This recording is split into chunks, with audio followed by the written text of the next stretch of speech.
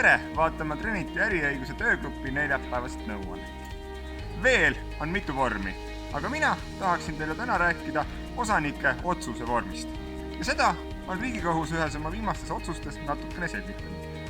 Riigikohus on selgitanud seda, et osanike otsusel ja samamoodi osanike koosoleku protokollil ei ole konkreetset vorminõuet, mis tähendab seda, et osanike otsuseid võib vastu võtta ka suuliselt ja seda kuidagi eraldi vormistama ei pea. Küsimus on aga selles, kuidas seda tõestada.